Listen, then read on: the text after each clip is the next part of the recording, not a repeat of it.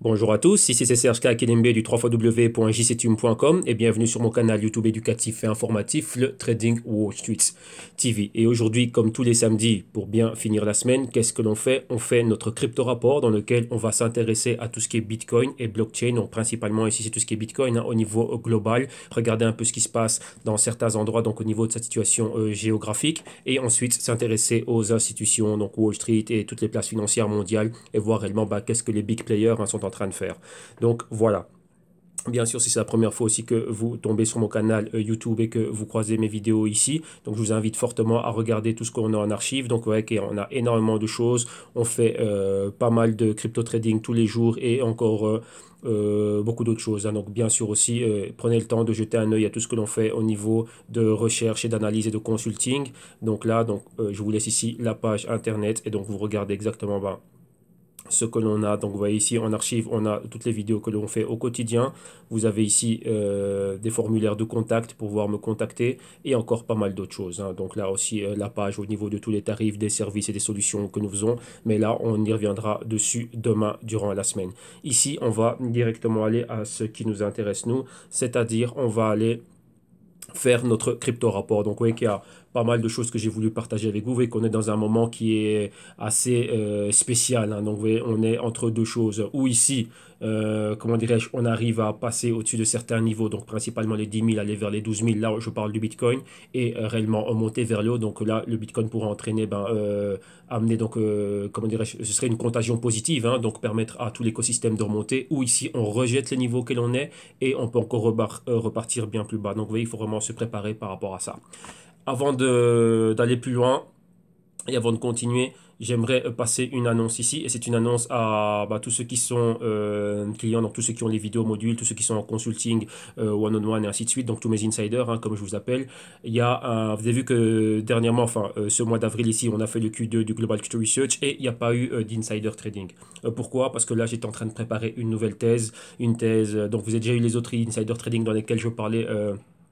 Comment dirais-je, principalement de tout ce qui était trading à court terme, ainsi de suite, donc ce que je vois au niveau global macro et ainsi de suite. Donc là, vous avez ces vidéos-là. Mais maintenant, je suis en train de préparer une autre thèse que j'ai préparée, que j'ai soumis à mes partenaires ici, hein.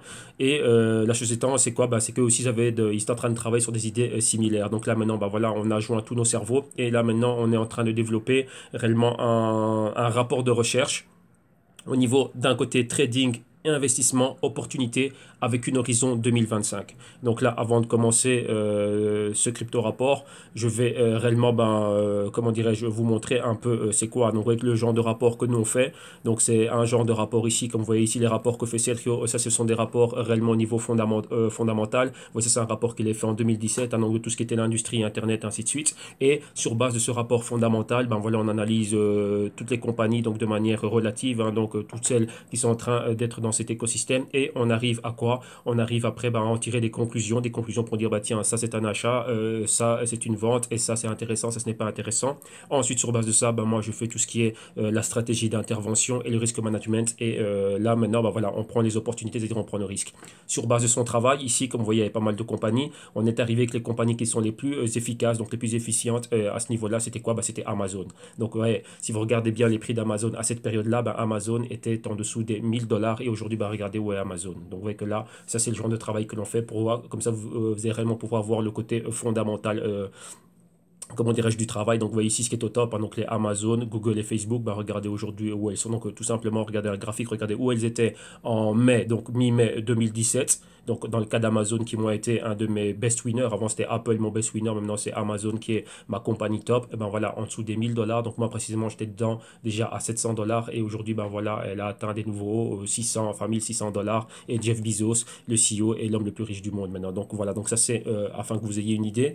Et on va procéder comme suit. Donc rapidement, j'ouvre cette parenthèse afin que vous compreniez un peu l'idée qu'on va faire. On va travailler en deux phases, hein. En bottom-up. Donc ça, c'est ce qu'on appelle le bottom-up. Donc on va aller de bas vers le haut. Qu'est-ce que ça veut dire? On va commencer ici par regarder les industries. Des industries, on va aller au secteur. Des secteurs, après, on va aller à une situation géographique. Et de la situation géographique, on va arriver à ce qui est au niveau global. Maintenant, lorsqu'on va arriver au niveau global, on va rajouter à ça des cryptos. Et ensuite, après, on va faire un top-down. Donc après, qu'est-ce que ça va faire? On va aller en top-down. Donc là, ça va être une double analyse, hein. Donc celle-ci plus celle-là. Et ici, on va regarder les cryptos qu'il y a, l'impact au niveau géographique, donc où dans le monde. Ensuite, on va arriver à quoi? À travers cela, on va arriver à un pays, une économie et tout ce que vous voulez. On va regarder quel secteur ces cryptos sont en train de pénétrer. Après, on va regarder les industries et ensuite, on va finir avec quoi? Avec des compagnies. Donc, vous voyez que là, ça va être un gros travail. Donc, ça va peut-être prendre la forme d'un documentaire ou d'une vidéo-série. Donc, je ne sais pas exactement ça va être quoi. Donc, ça va être quelque chose de très grand. Rappelez-vous, ici, on a une horizon 2025. On s'est dit, tiens, dans 7 ans, quels sont les cryptos qui vont pouvoir survivre et quel va être leur impact au niveau global et les pénétrations au sein de l'économie. Rappelez-vous que c'est la chose la plus intéressante. Pourquoi est-ce qu'on fait ça maintenant? Vous voyez que maintenant, il y a de plus en plus de grosses institutions qui sont en train de sortir de l'ombre, hein. Donc, on a entendu les Rothschild, c'était déjà durant l'année 2017, enfin automne 2017, enfin fin d'été, ouais, fin été, début automne 2017. Maintenant, on a des George Soros, on a des Venrock, donc Rockefeller à travers Venrock et bien sûr plein d'autres noms. Maintenant, la chose étant, c'est quoi? C'est que nous aussi, on se dit, on avait vu que, même pas a priori, hein, d'après ce qui a pu filtrer, donc d'après les, comment dirais-je, les déclarations, hein, que les représentants ou les hedge fund managers, ainsi de suite, ils ont fait, ils ont tous des horizons long terme. Donc, principalement, eux, c'est minimum 5 ans, 10 ans. Alors maintenant, nous, on s'est dit, tiens, on est en 2018, on va regarder ce qui va pouvoir se passer d'ici 2025. Donc, ça nous fait un horizon de 7 ans et voir un peu quel est l'impact. Donc, ça va être un travail et un rapport très complet parce que vous voyez qu'on va toucher à la démographie, on va toucher à, c'est principalement de la global macro et maintenant voir là-dedans les cryptos, la place qu'ils pourraient avoir dans l'économie de demain. Rappelez-vous que les cryptos viennent ici pour perturber le redétabli, enfin comment dirais-je, effacer de la carte, hein, on va dire ça comme ça, les devises fiat, donc banque centrale et tout ce qui va avec, bouger les middlemen à travers le blockchain, donc pas besoin d'une tierce partie de confiance, donc les banques ainsi de suite vont être bougées, décentraliser énormément de choses, Internet, les services en tout genre. Donc ça va être quelque chose de très gros. Donc maintenant, nous, on va voir concrètement comment est-ce que ça va pouvoir impacter le monde de demain. Et bien évidemment, regarder au niveau des pays. Après, regarder au niveau des secteurs, des industries et arriver avec des compagnies. Et donc là, ce qu'on va faire, c'est quoi? C'est qu'on va superposer les choses, hein. Donc, comme vous voyez, quand on va commencer notre top-down, imaginez-vous que ça, c'est l'économie. OK? Donc, the economy. Et maintenant, au-dessus de ça, au-dessus de l'économie, on va superposer quoi? Une couche de quoi? Pour voir les cryptos. Vous voyez, quand je parle d'économie, c'est global, hein. Donc l'économie globale.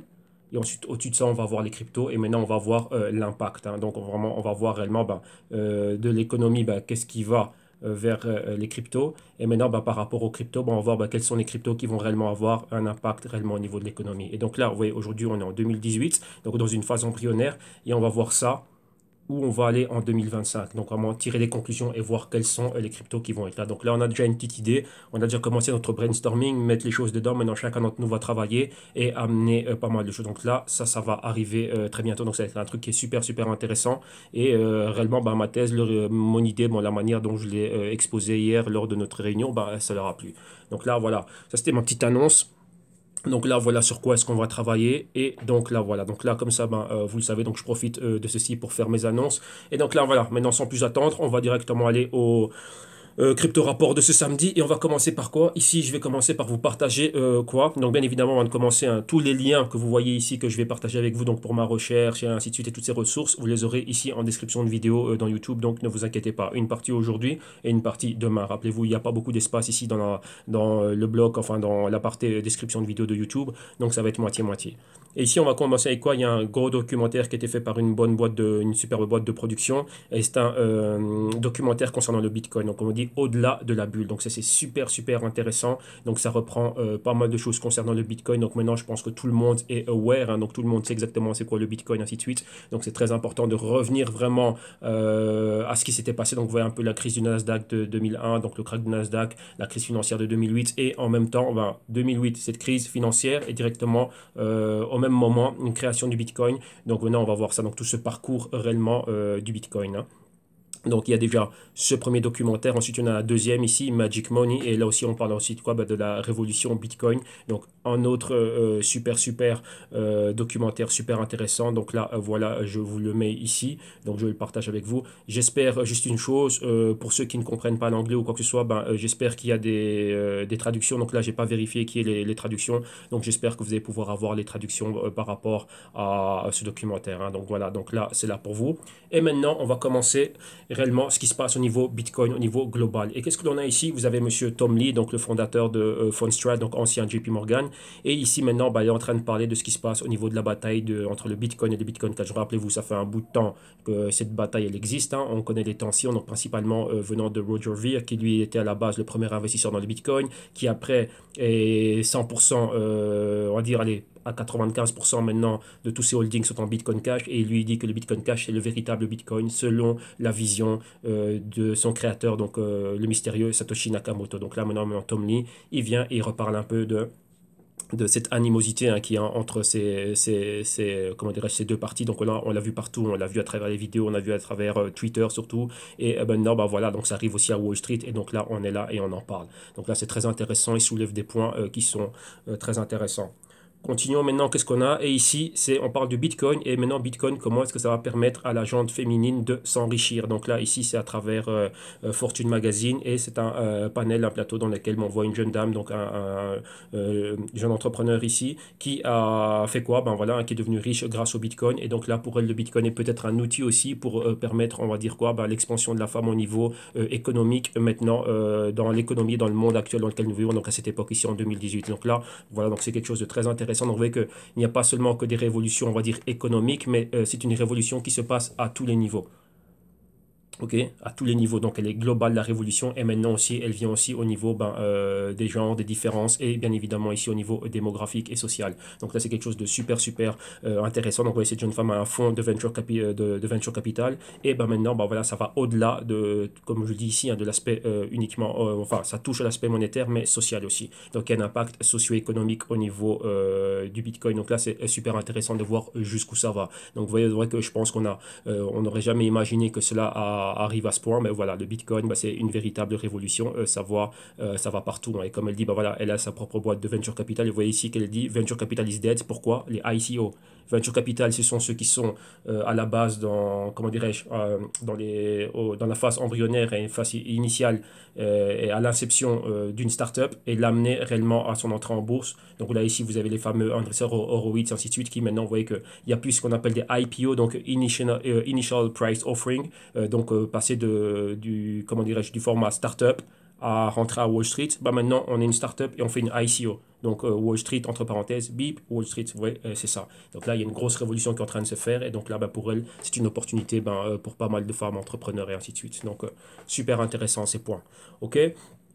Maintenant, qu'est-ce qu'on a? On va avec la nouvelle personne qui est en charge de la Fed de New York. Donc, la Fed de New York, comprenez, qui dit New York dit Wall Street. Et lui, qu'est-ce qu'il dit ici? En gros, c'est quoi? Bitcoin isn't a currency. Donc, Bitcoin, ce n'est pas une devise et ça ne va jamais remplacer le dollar. Donc, rappelez-vous, comme je l'ai dit, le Bitcoin et cette grande révolution, comme vous allez le voir dans le documentaire, ça vient faire quoi? Ça vient impacter, ça vient perturber et ça vient terminer avec l'emprise, hein, qu'a le King Dollar sur l'économie mondiale. Rappelez-vous, c'est la devise réserve au niveau mondial. Et maintenant, on a le Bitcoin qui est la devise, on va dire la crypto devise réserve au niveau de l'écosystème crypto, mais qui peut aller au-delà de cela. Donc maintenant, être aussi celle qui est là au niveau global. Donc rappelez-vous, on a fait pas mal d'analyses, principalement dans les Global Crypto Research, où on voit vraiment l'impact du Bitcoin. On voit bien qu'il est à moins d'1% vraiment du M0 mondial, donc de la masse monétaire, hein. Donc on a les M0, M1, M2. Donc là, on va un peu plus dans tout ce qui est macroéconomique, mais c'est important. Donc rappelez-vous, par rapport à ça, il y a ce qui s'était passé au G20 avec le FSB, et à sa tête, monsieur Mark Carney, qui est le gouverneur de la BOE, donc de la Bank of England, qui disait que pas de souci pour le Bitcoin, c'est moins d'1% de ce qui est la masse monétaire M0 au niveau mondial, donc on n'est pas inquiet par rapport à ça. Là, c'est réellement où il commencerait à grandir et grossir de plus en plus, où là, réellement, ça va devenir inquiétant. Rappelez-vous, on est en dessus du triard. Si vraiment il veut commencer à être important, rattraper déjà le niveau du gold. Rappelez-vous, on fait toujours le parallèle entre le Bitcoin et l'or physique. Et ben voilà, que le Bitcoin rattrape l'or. Donc l'or, on est en train de parler de quoi? moyenne, je crois que c'est 7 trilliards maintenant déjà qui sont là. Donc vous voyez que le Bitcoin qui n'est même pas encore au trilliard, même tout l'écosystème crypto qui n'est pas au trilliard. Le Bitcoin maintenant, si je vois son prix ici, ça doit nous donner une histoire de quoi? 145 milliards, 150 milliards avec une market cap totale maintenant de tout l'écosystème qui doit, comme on avait vu, flirter avec les 410 milliards, 420 milliards, quelque chose comme ça. Donc vous voyez qu'on est encore très loin. Donc il faudra encore que le Bitcoin soit, personnellement, juste le Bitcoin, il doit être, s'il est juste 10 fois plus grand, ça va faire 1,5 milliard de dollars, 1,5 trilliard de dollars, pardon, pour le Bitcoin. Donc vous voyez que là, il doit aller bien, bien, bien au-delà de ça. Ok, donc là, voilà. Donc là, encore les banquiers sont trop. Donc là, on s'est un peu avancé, mais c'est un titre assez punchline, donc très important de l'avoir ici. Maintenant, on va continuer encore avec qu'est-ce qui se passe, avec d'autres choses qui se passent aussi au niveau Bitcoin international. On a encore un autre banquier, un autre ex JP Morgan ici, qui nous parle de quoi? Il dit que le marché crypto va être bien plus grand. Donc, vous voyez ici, j'ai vraiment voulu avoir ce contraste. Hein. Un banquier d'une banque centrale qui dit non, les cryptos, ça va aller nulle part, c'est rien, ça va jamais remplacer le dollar. Donc, c'est-à-dire quoi, ce marché ne va pas grandir. Et ici, un autre banquier, là maintenant, un institutionnel de JP Morgan, la plus grosse banque commerciale aux États-Unis, qui dit oui, que le marché crypto va être bien, bien, bien plus gros. Donc, c'est-à-dire que l'écosystème va grandir et qu'il y aura quoi? Une injection de capital. Donc, voilà exactement ce qui se passe. Et encore une autre institution, si on dit JP Morgan au niveau des money center banks. Maintenant, on va regarder au niveau des brokerage et investment firms. Et ici, on a Goldman Sachs. Et vous voyez que Goldman Sachs, qu'est-ce qu'ils font? Malgré ce qu'ils disent, ils disent ouvertement, le CEO, monsieur Lloyd Blankfein, donc le PDG, avait dit que non, on ne va pas commencer un trading desk. Donc, comprenez une différence entre avoir un trading desk et faire du clearing. Donc, le clearing, c'est pour les clients, donc les clients qui veulent opérer à travers les cryptos. Goldman Sachs vient amener, on va dire, son conseil et leur faire profiter de l'infrastructure qu'ils ont et des relations qu'ils ont afin que tout se passe de manière nette. Okay? Rappelez-vous aussi que Goldman Sachs, à travers Circle, ils ont acquis Poloniex. Ok, donc Circle, si vous voulez, c'est un exchange pour les ultra riches, tout simplement. Il y avait une entrée à 250 000 dollars, maintenant ils l'ont augmenté à 500 000 dollars. Donc là, c'est ça. Donc là, c'est pas. Donc c'est dire quoi? Si vous n'avez pas 500 000 dollars, il n'y a pas de trade pour vous chez eux. Ouais? Donc déjà, Bitfinex, c'est 10 000 dollars, mais eux, non, directement, de 250 000, ils passent à 500 000 dollars. Donc un demi-million. Tu n'as pas un demi-million, mon ami? On n'est pas intéressé par toi comme client. Donc voilà la chose. Donc vous voyez, ça va quoi? Ça va dans la philosophie du high net worth clients qu'ont des firmes comme Goldman Sachs. Maintenant, qu'est-ce que vous voyez d'un autre côté? Rappelez-vous, on dit quelque chose, mais on fait autre chose. Qu'est-ce qu'ils font ici? On voit hire, c'est-à-dire quoi? Ils viennent d'embaucher un crypto trader pour être à la tête, donc head, donc cette tête de la division, donc de la section digital assets. Lorsque vous voyez digital assets, comprenez que c'est quoi? Que ce sont des cryptos. Donc là, il faut bien, bien, bien comprendre. Vous voyez que asset, c'est un actif, mais digital, c'est quoi? Même les devises qu'on a aujourd'hui, elles sont digitalisées. Donc l'euro, le yen, ce que vous voulez, c'est ça. Principalement, tout bouge de manière électronique. OK? Mais lorsque vous voyez principalement digital assets, donc là, il faut directement comprendre que c'est crypto. Donc rappelez-vous, il joue beaucoup sur les termes. Donc vous devez apprendre à décrypter et décoder tous ces termes. Alors maintenant, je prends un crypto trader et je le mets à la tête de la division digital assets pour faire quoi? Mais comme dit l'article, but still denies it's launching, isn't launching trading desk. Donc, c'est-à-dire que quoi, pour le moment, bah non, on ne rentre pas dans le trading. Vous voyez, donc là, il y a des choses différentes. Lorsque je lis ceci et lorsque vous voyez ceci, je vous renvoie à un article qu'on a couvert à maintes fois et que je répète maintes fois. Pensez à l'équivalent de Goldman Sachs en Russie, c'est quoi? Sberbank. Sberbank, rappelez-vous ce qu'ils ont fait. Ils ont fait une razzia de GPU, donc les cartes graphiques AMD, Nvidia, tout ce que vous voulez. Ils ont tout raflé. Ils se sont excusés pour avoir tout acheté. Et quand on m'a dit, vous allez faire quoi avec tout ça? Il n'y avait plus rien en Russie. Donc, imaginez-vous, donc ça, c'est quelque chose de grand. Ils ont juste dit, oui, non, on va juste commencer un laboratoire de recherche au niveau du blockchain et de l'activité minière. OK? Et à part après, qu'est-ce qu'il y a? Sberbank a été pris la main dans le sac. Ils sont en train de miner.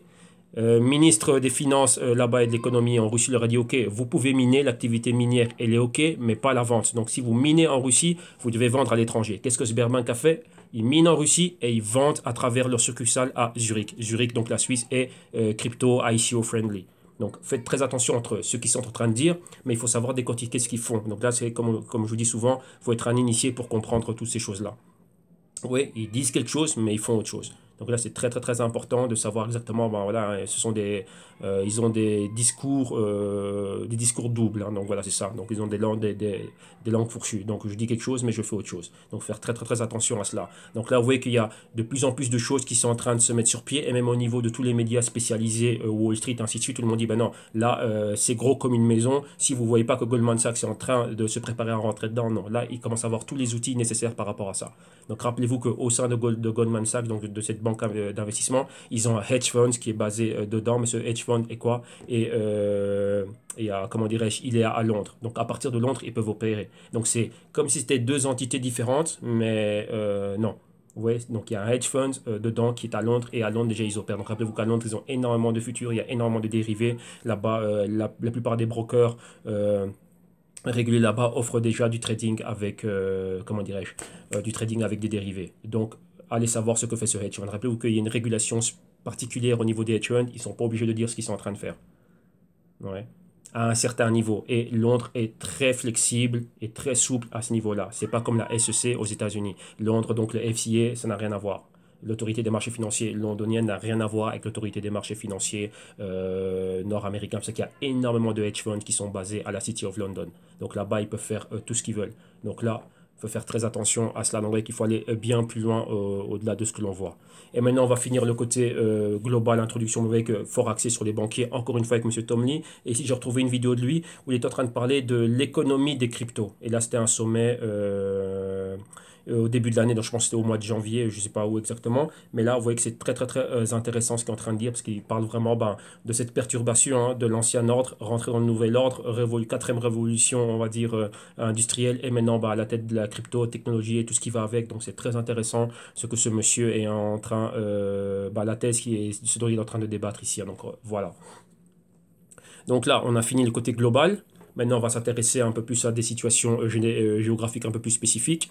Et on va où ici? Ah non, dernier point, excusez-moi, deux derniers points. On va finir encore avec deux derniers points au niveau global. J'avais oublié ça. MTGOX. Vous voyez qu'il y a eu, rappelez-vous, le gros, ce qu'il y a eu MTGOX il y a en 2014, hein, si je me souviens bien. Cet exchange qui est tombé, énormément de personnes qui ont perdu énormément de sous. Les personnes qui étaient à la tête de, comment dirais-je, de cet exchange, c'est un exchange et un wallet, ben voilà, attaqué en justice. Je pense qu'un l'un d'entre eux a fait de la prison, toujours devant les tribunaux aujourd'hui. Donc il faut indemniser comment dirais-je, les clients et ainsi de suite. Et maintenant, qu'est-ce qu'on a vu? Il y a tout ce qui est resté au niveau de ces wallets, ainsi de suite, était gardé, donc comment dirais-je, était comment dirais-je, sous la tutelle de la justice. Donc il y a un avocat qui est en train de s'occuper de ça. Mais derrière moi, on a vu quoi? Qu'il y a eu un dump de plus ou moins de 16 000 coins. Et c'était à travers, c'était quoi? Plusieurs wallets. Je crois que c'était 8 wallets à chaque fois. Et c'était 2000 bitcoins qui ont bougé, hein. Donc en bitcoin et en bitcoin cash qui ont bougé de ces wallets-là. Donc super, super énorme pour être vendu, comment dirais-je, sur le marché. Donc là, ça a créé un certain mouvement de panique. J'ai vu qu'il y a pas mal d'abonnés ici sur le canal qui m'en avaient parlé. Et donc là, on voit ce qui s'est passé. Et comme je dis bien, ça, c'est l'un des catalyseurs selon certaines personnes, je dis bien selon certaines personnes, c'était l'un des catalyseurs de ce niveau au-delà duquel on n'a pas pu monter. Donc, vous voyez qu'on n'est pas au-dessus des 9500 ni même au-dessus des 10 000. Et là, pour eux, c'était l'un de ces catalyseurs-là. Mais maintenant, on va regarder ça demain lors de l'analyse technique et on va voir que oui, catalyseur, oui ou non, mais il y avait certains niveaux techniques que nous, on avait déjà analysés au préalable. Donc, on avait déjà anticipé ces mouvements-là et on avait déjà fait nos probabilités. Donc là, si vous êtes nouveau, si vous n'avez pas vu ça, regardez le Bit Dimanche, donc l'émission de chaque dimanche, et regardez celle de dimanche passé où on s'attarde principalement sur le Bitcoin. Et même au quotidien, vous voyez que maintenant au quotidien, je commence toujours par une analyse journalière du Bitcoin pour voir où on en est. Donc même dans dans l'émission d'hier, vendredi, regardez les niveaux Bitcoin, comment dirais-je, que l'on avait marqué. Et voilà, techniquement, on était déjà arrivé à une résistance. Donc ancien support, maintenant résistance. Et vous rajoutez à ça cette news ici. Hein, ok. Et là, une news aussi qui était pas mal ici, la MIT, donc c'est la grande université de Boston au Massachusetts, qui aurait un plan, comme ils disent, pour détruire le Bitcoin. Mais ici, on va regarder ça. Pourquoi? Parce qu'ils ont souligné quelques points. Ils ont fait pas mal de références sur des points que nous, on a analysés dans le Global Q2 Research. Donc tous ceux qui ont le Global Q2 Research Q1, Q2, vous allez voir ici qu'il y a des mots qui vont vous faire tilt et on a analysé cela. Premièrement, c'est quoi? Fedcoin. Pour eux, une des choses qui pourrait détruire le Bitcoin, c'est que la Fedcoin, donc la Federal Reserve, donc la banque centrale nord-américaine, au niveau des gouvernements, sortent eux-mêmes leur propre digital currency, donc la Fedcoin. Donc vous savez bien c'est quoi? On a étudié le Fedcoin au niveau du Moneyflower à travers le white paper, on va dire ça comme ça, white paper, rapport de la BIS, donc de la BIS, de la Bank of International Settlement. Donc point numéro un pour eux, c'est ça. Donc gouvernement, takeover, boom, on sort notre propre crypto. Encore, bon là ils expliquent un peu encore pas mal de choses. Et encore un autre point aussi qui était pas mal, c'est quoi? C'est le point qu'on ait des grosses corporations qui sortent leurs coins. Donc là vous voyez que de plus en plus on commence à avoir de l'intérêt de diverses institutions. Vous voyez les PayPal qui essayent maintenant aussi de faire des paiements instantanés et ainsi de suite, et des micro-paiements et pas mal de choses pareilles. On a Starbucks aussi qui est en train de regarder qu'est-ce qu'ils peuvent faire au niveau blockchain, avoir leur coin, Walmart, Amazon dernièrement, et maintenant ici bon, on dirait ben, est-ce qu'il y aurait, si maintenant il y aurait un Facebook Wallet, rappelez-vous on a déjà un Apple Pay, maintenant avoir un Facebook Wallet, regardez bien le nombre d'utilisateurs qu'a Facebook à travers le monde, je pense que c'est 2 milliards, qu'est-ce que vous allez faire? S'il y a un problème qui survient au niveau du Bitcoin, est-ce que vous allez faire plus confiance au Bitcoin dont personne ne connaît Satoshi Nakamoto? On va dire que Bitcoin n'a pas de CEO, n'a pas de centrale, ni quoi que ce soit. Donc, c'est comme si voilà, c'est comme si c'était Fantomas. Et d'un autre côté, ben, on a quoi? Ben, on a Facebook, tout le monde connaît Mark Zuckerberg, malgré toute la débâcle qu'il y a. Rappelez-vous que les corporations, ça, si vous ne savez pas, les corporations font toujours la loi. Facebook restera toujours Facebook. Facebook est super haut et super bien placé, hein. Donc voilà, dans le Global Crypto Research, on a étudié qui réellement était derrière Facebook et derrière Mark Zuckerberg à la lancée de Facebook. Ils sont en forte relation aussi avec les cryptos. Donc ceux qui ont le Global Crypto Research, vous savez de qui je suis en train de parler.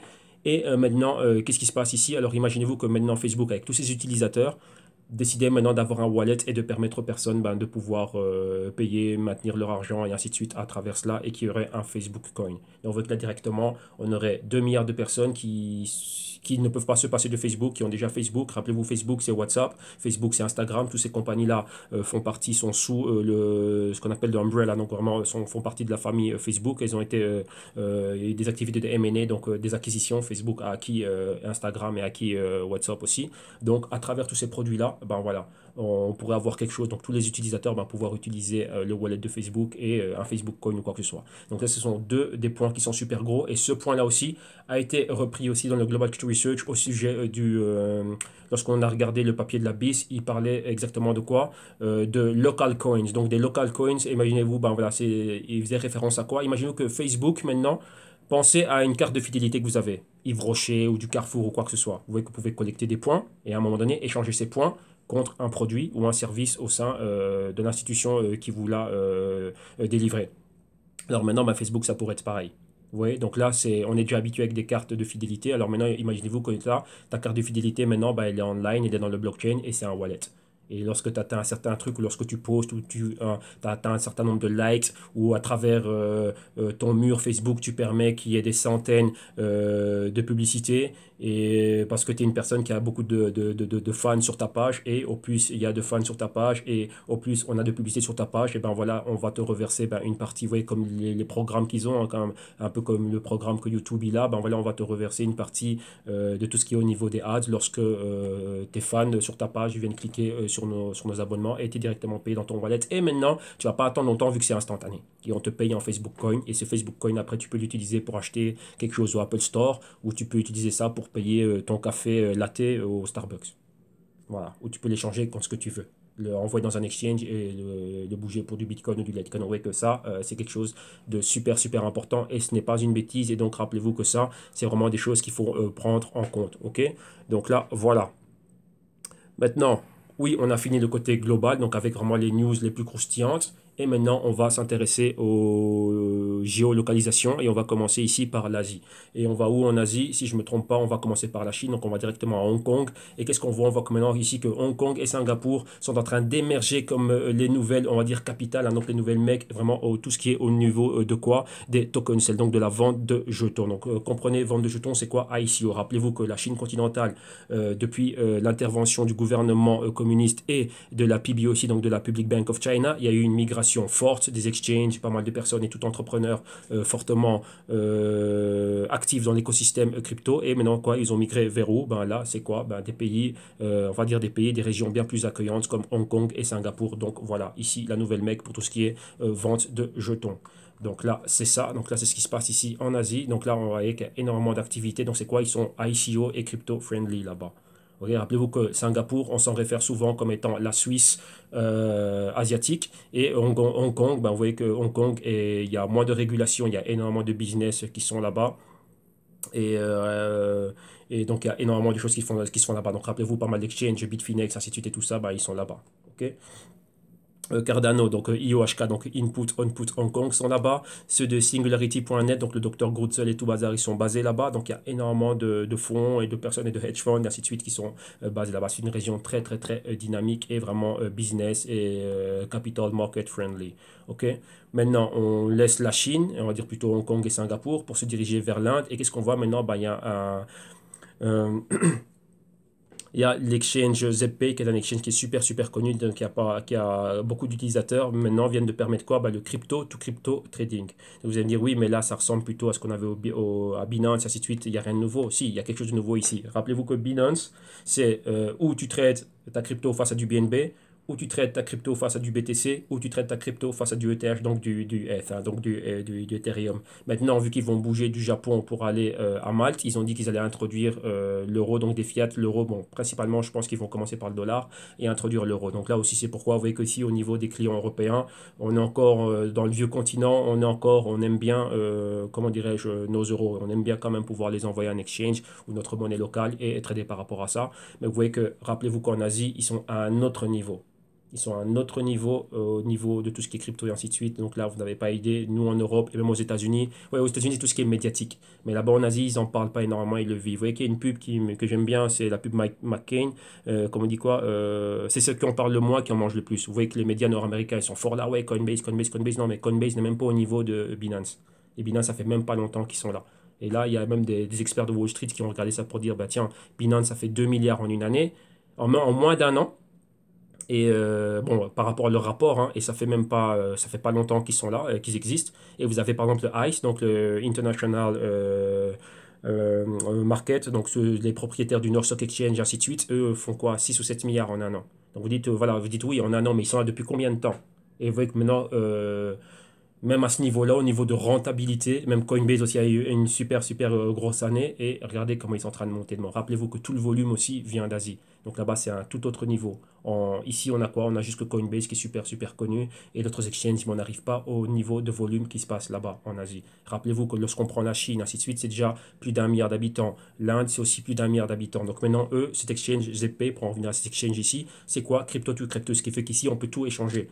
Litecoin, Ethereum. Donc on n'est même plus obligé de passer par le BNB ou par le Tether. Donc là maintenant, voilà, ça va être ça va aller dans tous les sens. Ouais. Donc là, ça va être quelque chose de terrible. Et donc ça c'est le côté innovant et il pousse encore un peu plus loin. Donc voilà exactement ce qui est en train de se passer ici. Ça, c'est au niveau du ZP. Donc, on va voir comment est-ce que cela, qu'est-ce que ça va créer, qu'est-ce que ça va générer. Vous voyez, on va s'attarder un peu sur cet article parce que c'est assez important. Vous voyez qu'il y avait pas mal de, même pas s'attarder dessus, mais on va raisonner un peu ici, hein, raisonnons tous ensemble.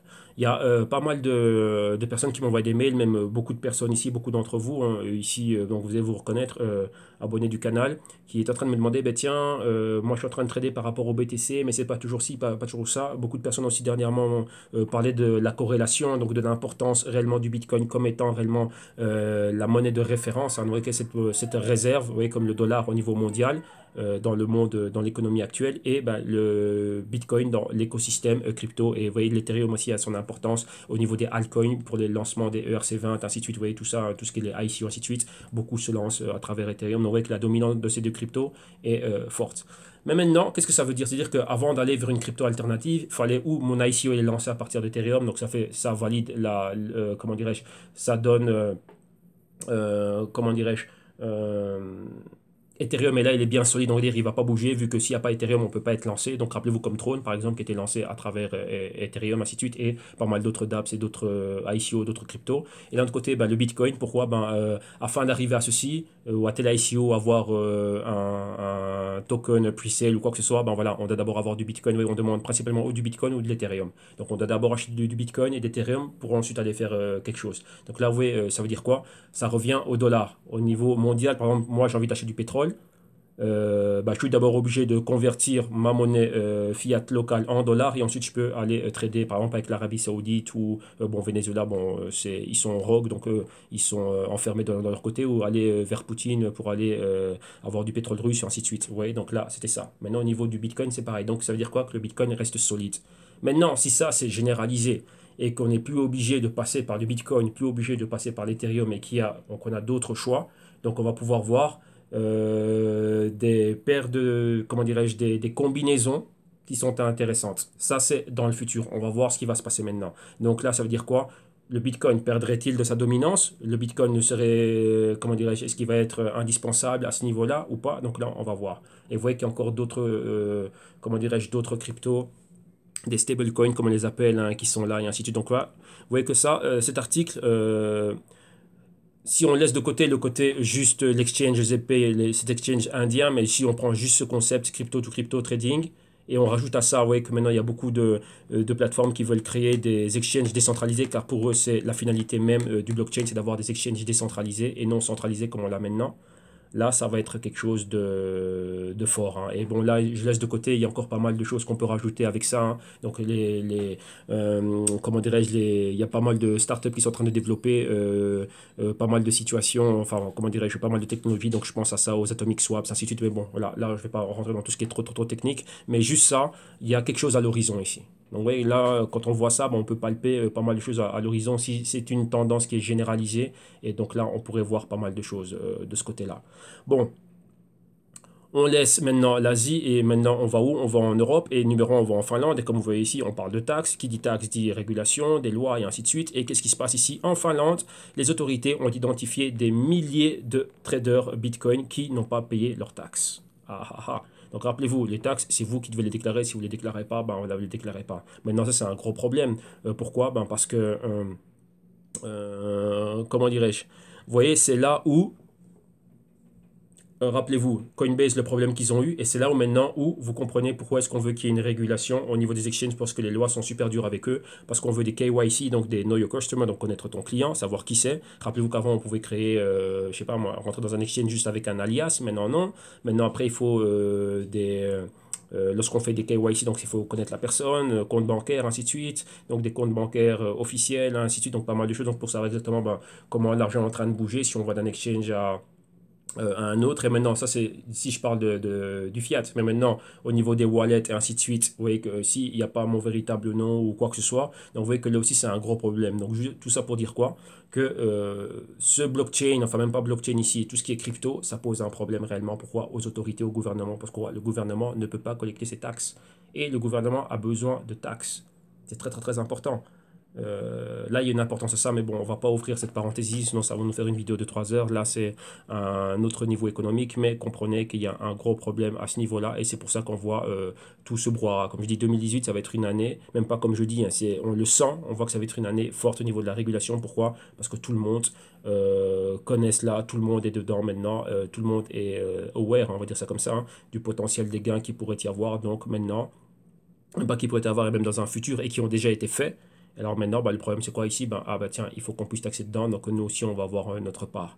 Mais maintenant, ben, il y a un gros problème. D'où régulation, donc les KYC, les anti-blanchiment d'argent, la vigilance au niveau du financement du terrorisme et, ouais, et d'autres choses du genre. Donc ça, c'est ce qui va être au menu du jour partout. Pourquoi? Bah, à partir du moment où il y a tout ça, on sait qui fait quoi. Et ben voilà, bah, je peux te dire, ah bah tiens, monsieur Serge, toi tu ne dois pas autant de trucs parce que tu avais fait une opération là, là et là. Bon, on a tout en relevé. Et rappelez-vous que dès qu'il y a cette régulation, qu'est-ce que ça veut dire? Comme on a ça au niveau des brokers, les brokers dérivés, directement, tous nos relevés de trades, tous les trades que l'on fait, ainsi de suite, c'est directement envoyé au ministère des Finances.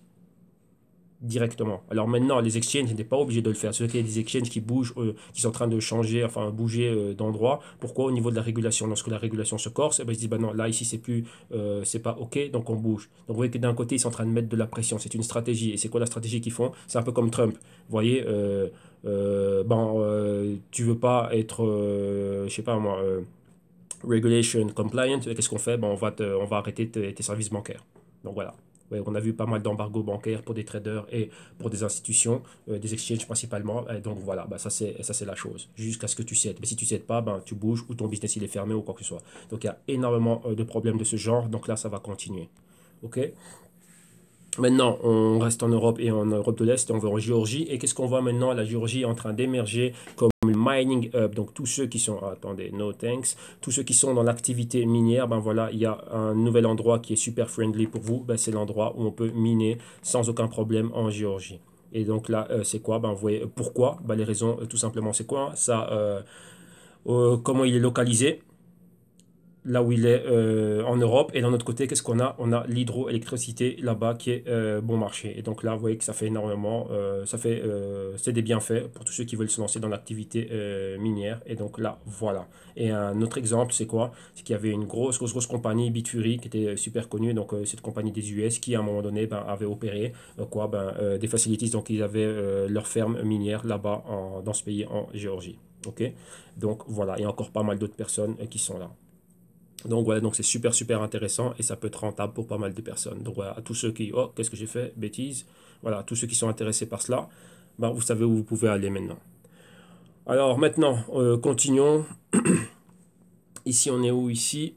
Je pense qu'on a fini avec tout ce qui était européen, donc ouais, qu'il n'y avait rien de croustillant réellement en Afrique et dans d'autres régions, en Amérique latine et dans la région Moyen-Orient et Afrique du Nord. Et là, on va directement chez mes amis de Wall Street. Et qu'est-ce qui se passe à Wall Street maintenant? Ben, commençons directement avec ceci. Il y a eu un survey, donc un sondage qui dit que quoi? Il y a plus de 20% d'institutions, donc comprenez des hedge funds, qui sont en train d'examiner les opportunités que peuvent leur apporter le cryptocurrency trading, donc trader les cryptos, maintenant est très dans un futur très proche. Rappelez-vous, il y a pas mal de choses. Dernièrement, il y a énormément de sommets blockchain, sommets crypto qui ont lieu. Dubaï, il y en a eu deux, trois d'affilée. Il y en a eu à Miami, je pense maintenant, ou bien qui n'est pas encore terminé. Il y a des tournées de pas mal, comment dirais-je, de personnalités crypto à travers le monde. On a au mois de mai quelque chose de gros aussi qui arrive aux États-Unis, donc à Wall Street maintenant exactement. Il y a eu encore un sommet il n'y a pas longtemps, il y a une ou deux semaines à Los Angeles. Donc vous voyez que ça n'arrête pas, hein. Encore un autre à Porto Rico. Donc ça ne va pas arrêter. Et Miami, oui, Miami, je pense qu'il y en a eu trois en moins d'un mois ou un truc pareil. Donc il y a énormément de choses qui sont en train de se parler, et, enfin, pardon, de se passer. Et ici, c'est quoi? Ben, ceux qui sont visés, ce sont directement les institutions. Comprenez que les institutions, c'est ceux qui ont tout le big money. Pourquoi ils ont tout le big money? Rappelez-vous, un hedge fund, c'est un véhicule d'investissement alternatif. Qu'est-ce que ça veut dire? Moi, je peux être Warren Buffett. On va dire, imaginez-vous, moi, je suis Serge, que je suis un multimilliardaire. J'ai moi-même mes investissements. Voilà, je suis George Soros. J'ai mon family office. Attendez, on va aller là, on va faire notre petit côté leçon de la journée, hein. Donc, pour que vous compreniez exactement ici ce qui est en train de se passer, pourquoi est-ce que c'est important, imaginez-vous, voilà, Serge Soros. D'un côté, j'ai mon FO, donc mon family office, donc j'ai ma fortune personnelle, hein, on va dire, George Soros, il est aux alentours de 20 milliards de dollars, hein, un truc pareil, donc billions ici. Et d'un autre côté, j'ai mon business, qui est ici mon hedge fund. Ouais, moi, je m'occupe de mes propres investissements, c'est ce que je sais faire, donc je prends ma retraite, mais je reste toujours dans les marchés. Rappelez-vous, je n'ai besoin de rien, j'ai besoin que de mon capital et un compte. Goldman Sachs peut être mon broker ou qui que ce soit d'autre, ça y est, je suis dans le marché. Mais maintenant, au niveau business, donc c'est plus moi qui m'occupe de ça, mais j'ai mon hedge fund. Un hedge fund, rappelez-vous, c'est un véhicule d'investissement alternatif, c'est-à-dire qu'au lieu d'être investi ici, je vais placer une partie de mon capital et prendre aussi du capital extérieur, donc d'autres partenaires ou d'autres personnes qui veulent participer à mon fonds. En général, les big hedge funds comme ça, c'est une entrée minimum de 1 million. Donc ouais, t'as pas 1 million, mon ami, désolé, on peut rien faire pour toi.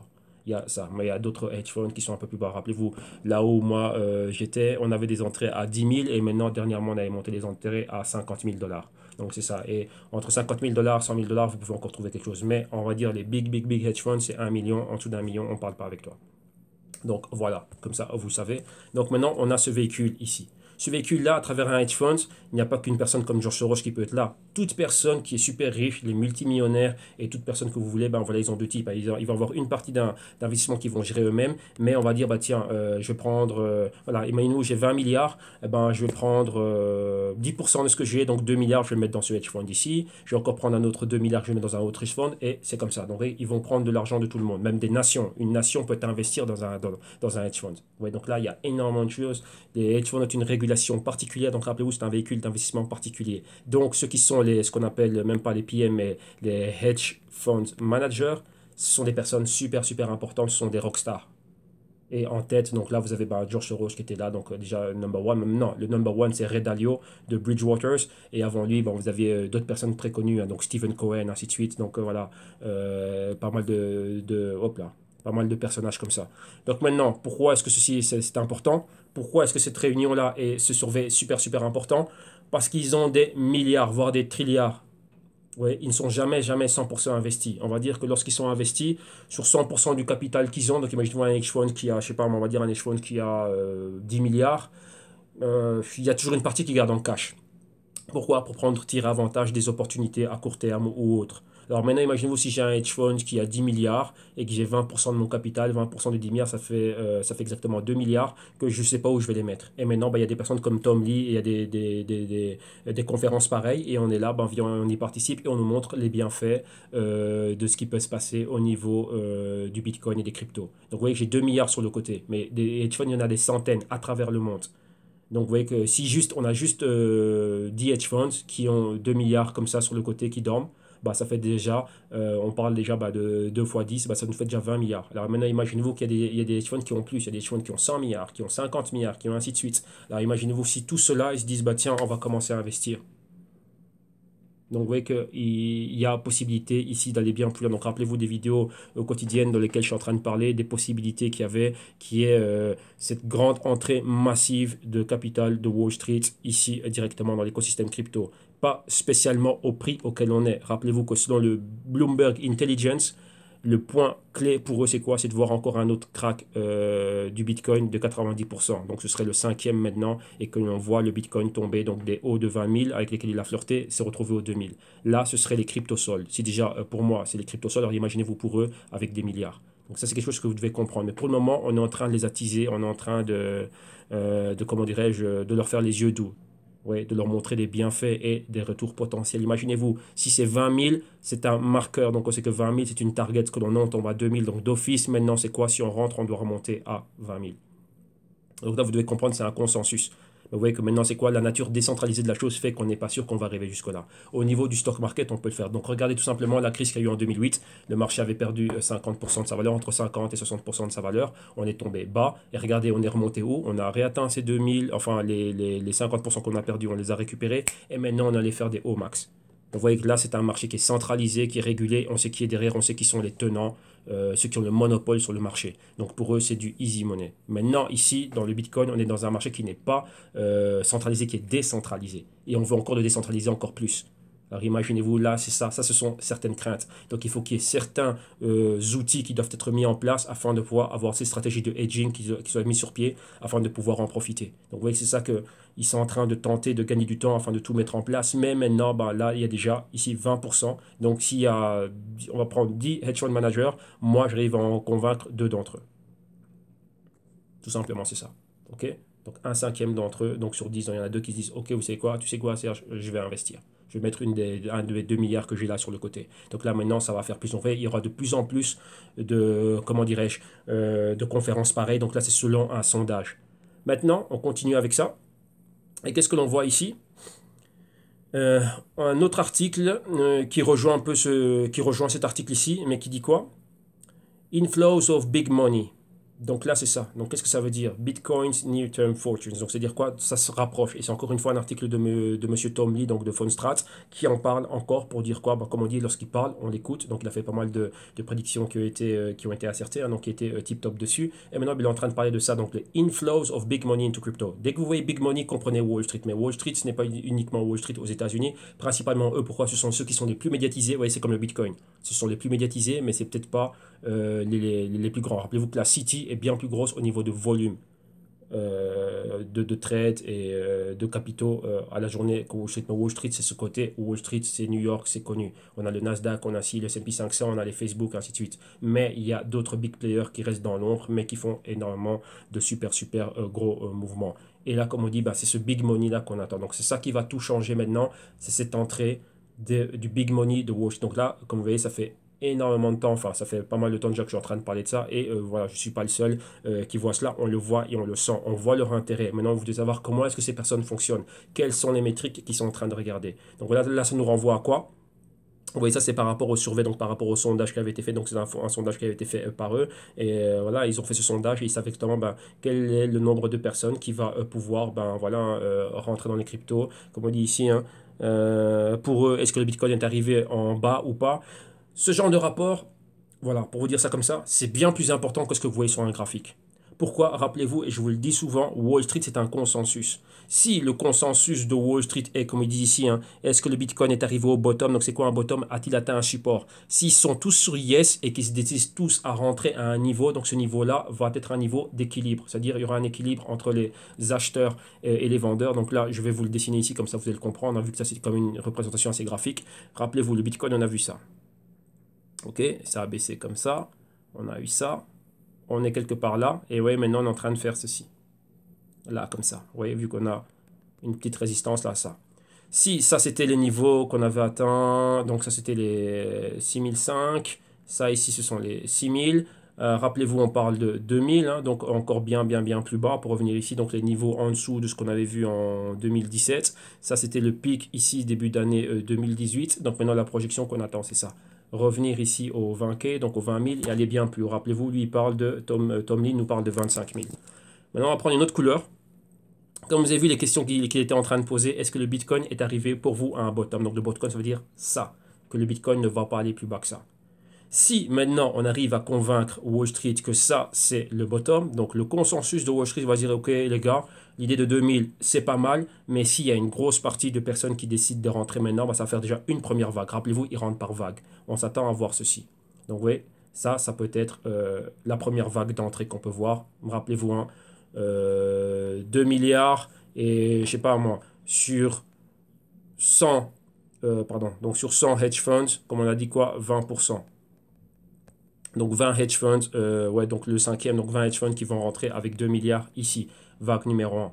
Ça peut déjà faire déjà pas mal de choses. Donc ça peut être énormément d'argent déjà qui peut rentrer. Donc là, rappelez-vous, c'est ça. Donc là, on est juste en train de activer, comment dirais-je, de les draguer, donc de les appâter un peu petit à petit. Donc ils vont commencer à venir. Vous voyez que Wall Street ça bouge comme ça. C'est un écosystème. Vous voyez, c'est comme la City, c'est très petit. Tout le monde se connaît. Et on sait exactement ce que tout le monde est en train de faire. On sait que tout le monde dans quoi ils sont investis, mais on ne connaît pas les stratégies. On sait, bah tiens, lui, il s'intéresse à ça, ça, ça et ça. C'est des bruits qui courent, c'est des personnes qui dînent aux mêmes endroits, ainsi de suite. Moi, je l'ai vu, hein, déjà quand j'étais au niveau, comment dirais-je, du monde de brokers, on a 2 rues ici en Madrid et on a tous les brokers qui sont là. Donc, on allait dans les mêmes bars, on s'assied dans les mêmes choses. Lorsqu'il y a des conférences, on fait exactement les mêmes conférences et on sait exactement ce qui se passe. Vous voyez qu'on est tous là, il y a 2 rues, il y a tous les brokers qui sont là. Ouais. Donc, on se voit tous. Donc là, c'est déjà à ce niveau-là. On sait exactement comment est le positionnement des clients, ainsi de suite et tout ça. Donc, ouais, tout le monde se voit, on se rencontre tous au même endroit. Donc là, c'est à mon petit niveau à moi. Imaginez-vous à la City ou imaginez-vous maintenant ça à Wall Street. Tout le monde connaît tout le monde. Donc, on sait exactement tout ce qui est en train de se faire. Donc là, vous voyez souvent dans les films, hein, si vous regardez le film avec Michael Douglas où il joue le rôle de Gordon Gekko, c'était quoi? Wall Street, Money Never Sleeps, ça c'est le 2. Et le premier, c'était Wall Street. Vous voyez que tout le monde connaît tout le monde. Tous les hedge fund managers se connaissent. Tous les risk managers se connaissent. Tous les CISA se connaissent. Et lui, c'est un JP Morgan, lui, c'est un Goldman Sachs, ils se connaissent tous. Donc maintenant, ça c'est ça. Une personne qui était un des leurs a accès à tout le monde. Donc maintenant, bah, c'est ça. Là, il va faire passer la feuille à tout le monde. Il va dire, tiens, je vais vous réunir ici. Qu'est-ce que vous pensez? Donc, numéro 1 des questions, est-ce que le Bitcoin est atteint à son support? Et maintenant ici, est-ce qu'Ethereum va être classé comme une security token? Donc, c'est-à-dire quoi? Être SEC compliant. Donc, une security, c'est comme une action. Vous voyez là, on voit. Donc c'est quoi? Est-ce qu'il y a un intérêt déjà pour vous, pour Ethereum, si Ethereum serait classé comme ceci, comme cela? Et là, c'est quoi? Will John McAfee, with his own bet, Bitcoin needs to reach 1 million by end of 2020. Donc, vous voyez que John McAfee a dit que pour lui, le Bitcoin allait arriver à comment dirais-je, à $1 million avant l'année 2020. Donc là, voilà. Yes, 40%, no, 60%. Donc, avec c'est ça. Sur base de ça, on peut établir quoi? Un indice. Un indice de quoi? De confiance. Vous voyez combien on a les indices PMI, indice de la confiance du consommateur, ainsi de suite. Bah, sur base de ça, vous voyez, ça c'est le big money. Donc ici, on n'a pas besoin, ils n'ont pas besoin de faire ce sondage avec les 350 millions d'habitants qu'il y a aux États-Unis. Juste, les hedge funds, c'est quoi? C'est Wall Street. Et Wall Street, c'est très petit. C'est une station de métro, c'est un coin de rue. C'est très petit. Et un autre coin de rue au niveau de Times Square où il y a le Nasdaq. C'est très petit. Bon, Nasdaq, c'est complètement automatisé, donc il n'y a rien à voir là-bas. C'est très, très, très petit. Et toutes ces personnes-là sont aux clients de Wells Fargo, on va dire au niveau du broker, hein, ou Goldman Sachs, ou Morgan Stanley, ou Wells Fargo, ou Citigroup, ou Bank of America, et voilà, c'est très petit. Ou bon, Charles Schwab, encore d'autres brokers, ouais, c'est très petit. Voilà, 7 noms, ils ont tous les clients. Donc, on va pas aller loin. On n'a pas besoin d'aller très loin pour trouver toute cette grosse masse de capital. Maintenant, on va voir qu'est-ce qu'ils en pensent. À quel niveau est-ce qu'ils seraient plus sceptiques de rentrer? Ici, là, là, là, là, là. Et après, c'est un consensus qu'il faut au niveau de Wall Street. Et ce rapport, il va circuler dans tous les trading desks, dans tous les hedge fund managers, chez tous les portfolio managers, chez toutes les personnes fortunées comme George Soros et ainsi de suite. Ils vont tous voir la même chose. Et après, il y aura une autre réunion, une autre réunion, une autre réunion. Et sur base de l'évolution de ce consensus, on va voir comment va évoluer l'indice. C'est tout simplement ça. Mais on se dit, bah, tiens, ici, on pense que le Bitcoin est arrivé à ce bas. Pourquoi? L'indice a amélioré. Avant, ici, c'était du 60-40. Maintenant, c'est du 50-50. Et maintenant, ben, il y a un déséquilibre. Ben, ça nous fait du 80-20. Et donc là, on sait que là, il y a quelque chose il y a quelque chose à jouer. Donc rappelez-vous qu'il y a un travail de trading à faire au-delà de ce que vous voyez au niveau des graphiques. Il faut savoir qui c'est qui a l'argent et qui fait bouger l'argent. Et comment est-ce que ces personnes-là se sentent? Quel est leur sentiment? Est-ce qu'on craint? Est-ce qu'on monte? Est-ce qu'on descend? Donc rappelez-vous là, ce que je dis à pas mal de mes insiders, donc vous m'entendez souvent parler de ça dans les vidéos. Là, vous voyez ça, c'est la stratégie des 3 niveaux. Vous voyez, le niveau échiquier, le puzzle et le casino. Là, ici, on est au niveau de l'échiquier. Il y a des mouvements qui sont en train de se faire. Donc, c'est ça, c'est une partie d'échec ici. Et ensuite, on va avoir une image. L'image, c'est quoi? C'est haussier ou c'est baissier. Et ensuite, on intervient au casino. Donc, c'est-à-dire quoi? On va prendre le trade, on va prendre le risque. Mais vous voyez là, vous devez bien comprendre que ce travail il arrive avant. OK? Donc là, c'est super, super intéressant cela. Donc voilà, je vais ouvrir une parenthèse, mais c'est très important. Comme ça, vous allez pouvoir comprendre ça. Et ça, c'est quelque chose qui est méconnu et qui n'est pas connu, on va dire, de quoi? Du grand public. Ça, c'est ce qui est réservé au 1%. Vous voyez que ce genre de service, il est donné et réservé qu'au 1%. Ouais, c'est eux qui ont accès à se payer les services d'un Tom Lee, ainsi de suite. Bon, ici, moi, vous m'avez moi, ici, avec vous. Et donc là, voilà, je le partage avec vous afin de le simplifier au maximum. Parce que là aussi, après, ben voilà, c'est dans un certain langage qui ne va pas être compris et entendu de tous. Hein. Donc là, voilà, donc là, on simplifie les choses à un maximum. Et là, comme je vous dis, ce que j'ai dit au début, ce que je suis en train de préparer, le nouveau rapport d'intelligence, là, ben voilà, ça va être quelque chose comment dirais-je, sur base de cela, voir quelles sont les industries où il peut y avoir un pont entre les industries, donc le old money et le new money dans le nouveau paradigme, dans le nouveau monde, et ceci on joint à cela les cryptos. Donc vraiment, quels sont ces cryptos-là? Vous voyez que d'après ces sondages-là, qui pourraient recevoir, elles, de l'argent. Ça, c'est quelque chose que je vous dis souvent. C'est très important de voir ça. Maintenant, on revient à Circle. Donc, Circle qui dit Circle dit Goldman Sachs. Et donc là, rappelez-vous, là, donc, je l'ai dit au début, hein, que Circle maintenant, qui appartient à Goldman Sachs, vient de monter son minimum. Rappelez-vous, c'était une entrée de 250 000, maintenant c'est un demi-million. Rappelez-vous, comme je l'ai dit aussi, ça c'est comme pour les hedge funds. C'est ce genre de client qui va pouvoir être là. Vous voyez qu'ici, avant que Goldman Sachs ait son propre trading desk, ils sont en train de tester la chose. Jusqu'après, vous allez avoir une entrée de 1 million. Et là, Goldman Sachs va être derrière. Donc, ce que vous voyez ici, les clients de Goldman Sachs qui veulent y aller, on leur dit, tiens, vous savez quoi, nous, Goldman Sachs, on ne va pas le faire pour vous, mais vu qu'on a Circle, vous pouvez y aller ouvrir un compte personnel à travers Circle avec un dépôt minimum de autant. Et nous, Goldman Sachs, on est derrière, vous voyez, pour faire le clearing. Vous voyez, ça c'est très important. Clearing de quoi 100 millions de dollars en trade. Ça, c'est ce que fait Goldman Sachs derrière, à travers Circle. Donc, vous voyez que là, c'est vraiment réservé à ce niveau de clients là. Donc, rappelez-vous, il était à 250 000 et maintenant, c'est passé à 500 000. Donc, vous voyez que c'est un game après qu'ils vont prendre et ça va rester que pour eux. Donc là, vous le voyez déjà, c'est là où est le big money. Et qui dit big money va faire des big trades. Quand on fait des big trades, il y a des big commissions. N'oubliez jamais que c'est ça, un exchange, c'est un business. Vous voyez, lorsque vous voyez Binance, ainsi de suite, qui ont fait Coinbase, qui ont fait énormément d'argent, jusqu'à sur base des commissions. 2 milliards, c'est énorme. Et tout ça, c'est généré à travers quoi? À travers les commissions. Alors imaginez-vous lorsque c'est à ce niveau-là. Et sur Binance ou quoi que ce soit, vous avez 20 euros, 50 euros, 100 euros, ou ce que vous avez comme crypto, vous l'envoyez, ça y est, vous êtes dans le game. Mais ici, on parle d'un autre niveau. Et c'est ce niveau-là maintenant qui veut venir dominer tout l'écosystème crypto. Donc là, il faut vraiment, vraiment avoir cela en tête. Continuons. On va voir ici une autre institution, Andreessen Horowitz, venture capitaliste, donc les fonds. Et on les a pas mal passés en revue aussi, hein, donc dans le Global Crypto Research, donc vous savez exactement ce qu'ils font. Et maintenant, qu'est-ce qu'il y a? Vous voyez qu'ils sont en train de penser, donc ils ont déjà une firme de capital risque, donc Venture Capital Fund. Maintenant, ils sont en train de faire un quoi? Un Cryptocurrency Investment Fund, donc un hedge fund 100% crypto. Ils sont déjà investis dans les ICO. Donc, sur le Global Crypto Research, je vous avais vu exactement dans quoi ils sont investis. On a regardé leurs investissements. Et maintenant, ils pensent faire quoi? Eux aussi, un hedge fund. Donc, rappelez-vous, il y a différents types de fonds. Vous avez les hedge funds. Il y a les hedge fund of funds. Il y a les pension funds, mutual funds, private equity funds of private equity funds Venture Capitalist Funds, donc il y a énormément de choses. Donc là c'est à toutes les sauces, hein. Vous avez des funds à toutes les sauces. Alors maintenant, eux qui sont déjà là, qui sont très très très puissants dans cet écosystème-là, ils vont encore continuer et maintenant quoi? Avoir un 100% crypto. Ils ont tout ce qui est startup, ICO, crypto aussi, mais maintenant un 100% dédié uniquement au crypto. C'est-à-dire quoi? Bitcoin, Ethereum, ainsi de suite. Donc vous voyez que, comme je l'ai dit, au fur et à mesure, ils sont en train d'arriver petit à petit, lentement mais sûrement. Mais eux, rappelez-vous que eux, c'est un véhicule d'investissement alternatif et ils ont accès à des gros clients. Par exemple, Warren Buffett peut se dire, oui, moi, j'aime pas le Bitcoin, quoi que ce soit, mais j'ai 5 milliards avec lesquels je peux aller au casino. Au lieu d'aller à Las Vegas au casino, ben, Andreessen Horowitz, vous savez quoi, les gars, tenez ça. Et allez voir quelque chose. Et un gars comme Warren Buffett, il veut pas perdre.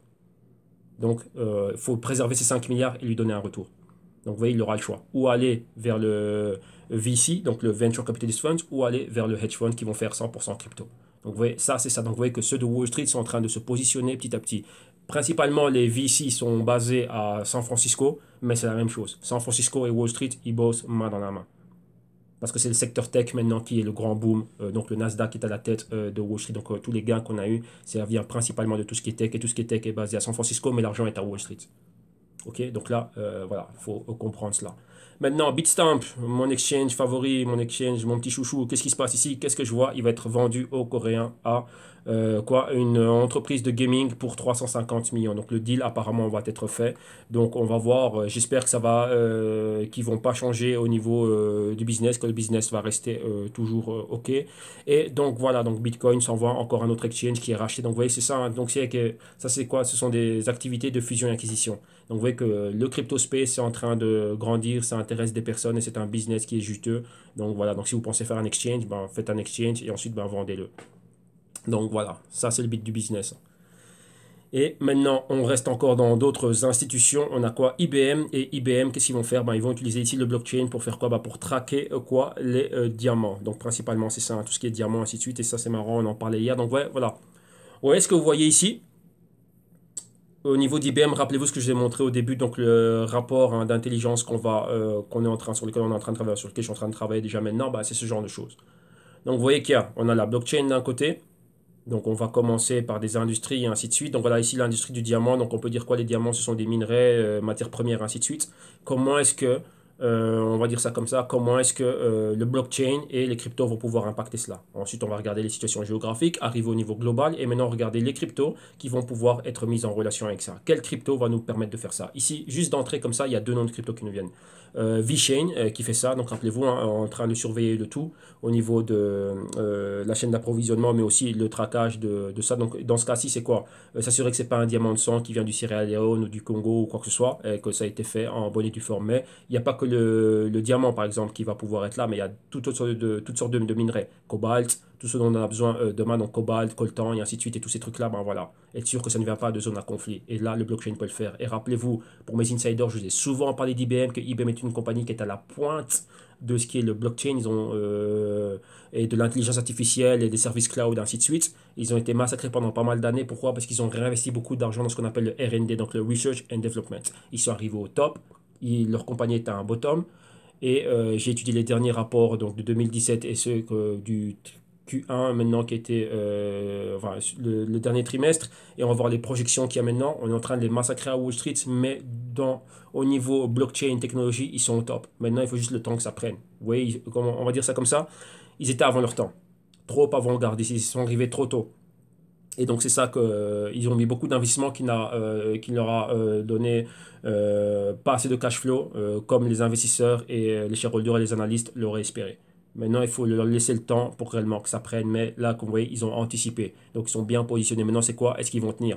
Avec à Wall Street, il peut se passer tout et n'importe quoi. On pourrait dire que Madame Moretti, hein, Ginny, qui est à la tête de IBM, bon, on pourrait dire, ben, tu sais quoi, ben, on n'est pas content, ciao dehors. Alors que la femme a fait un gros travail, elle a anticipé ce qui va être la révolution de demain. Donc c'est ça. Donc vous voyez que maintenant, il y a de plus en plus de cas d'utilité du blockchain ici. Mais maintenant, par rapport à ça, ben, il faut voir qu'est-ce qui va être mis derrière, quels vont être les cryptos et ainsi de suite. Et donc vous voyez ici, c'est ça, hein, comme ici, Diamond Source, Gold Source et Finished Ring to Consumer. Donc voilà, traquer le tout et être sûr que voilà, que mon diamant, il est OK. Donc ouais, que le diamant est réellement ben, bien transparent, qu'il ne vient pas de zone à conflit. Donc vous voyez là, on peut le faire même pas spécialement qu'avec des diamants, mais avec tout. Rappelez-vous qu'il y avait cela aussi pour les automobiles, et ainsi de suite. Donc ça, ce sont des choses qu'on va prendre en compte. Ben voilà, là, ce que vous avez vu, là, c'est un cas concret. On a IBM, on a la blockchain, on a la technologie, on a ci ou ça. Maintenant, quelle crypto peut être associée à ça? Donc là, je vous ai donné un nom, VeChain qui faisait ça. On va encore parler d'une autre crypto qui faisait ça. Ouais, Ambrosus. Hier aussi, on parlait de cette crypto-là. Et voir encore pas mal d'autres choses qui peuvent être faites. Et ça, c'est quelque chose aussi que le Bitcoin peut faire. Rappelez-vous que le Bitcoin aussi peut faire ça.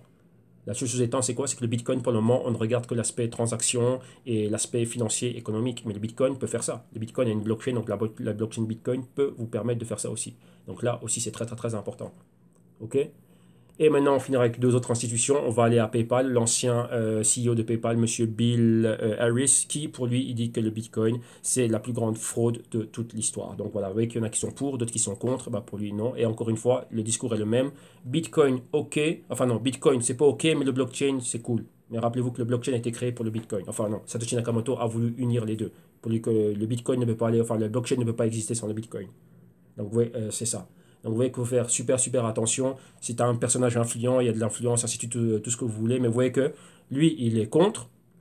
Pourtant, on a bossé à PayPal, donc au niveau des paiements, il devrait savoir déjà, bon, c'est quoi, ben voilà, chacun a son opinion. Mais vous voyez qu'il y en a d'autres qui sont en train de mettre des milliards derrière, les Andreessen Horowitz, qui sont des personnes de son niveau, et d'autres personnes, et les George Soros, et ainsi de suite, qui sont en train de mettre des fortunes dans le Bitcoin, le blockchain, et dans tout ce que vous voulez.